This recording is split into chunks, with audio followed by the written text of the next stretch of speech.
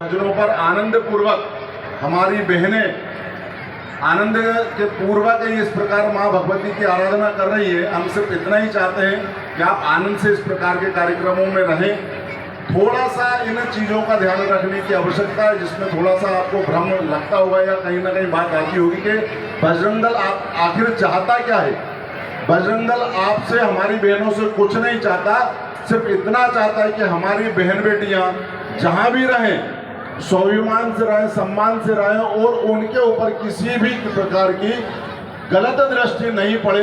उसके लिए बजरंग दल के ये बजरंगी चिंतित रहते हैं, क्योंकि एक भी बहन के साथ अगर किसी प्रकार की कोई गलत हरकत किसी विधर्मी के द्वारा हो गई तो उसके लिए उसका परिवार ही नहीं, समस्त हिंदू समाज कहीं ना कहीं लज्जित होता है। इस बात को लेकर हम लोग चिंतित रहते हैं, इसके अलावा और कोई कारण नहीं है।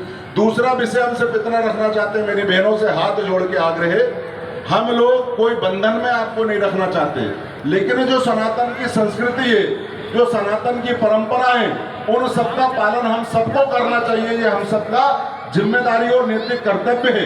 इस कर्तव्यों पर हम सदैव चलते रहे, जैसे हमारे पूर्वज चलते रहे। इसी पर अगर हम चलेंगे तो भारत पुनः विश्व का नेतृत्व भी करेगा, भारत पुनः विश्व का गुरु भी बनेगा। इस सब पर आप सबकी भूमिका महत्वपूर्ण है। इसलिए आप मेरी सभी बहनों से आग्रह, अपने परिवार की लाज बचाकर रखने की जिम्मेदारी आपकी है। ये बजरंग दल के कार्यकर्ता आप लोगों के लिए अगर चिंतित हैं तो सिर्फ यही मूल कारण है। आज का जो परिवेश है थोड़ा सा चिंता करने का है। आज के परिवेश में, भौतिक जीवन में जो माहौल चल रहा है उसको लेकर परिवार में मैं मानता हूँ कि माँ हो, बाप हो, भाई हो, सब लोग चिंता करते हैं कि हमारी बहनें बाहर गई हैं तो सकुशल वापस आए। आप भी देख रहे होंगे। बस इतना सा हमारा आग्रह, इसके अलावा कोई बात नहीं है।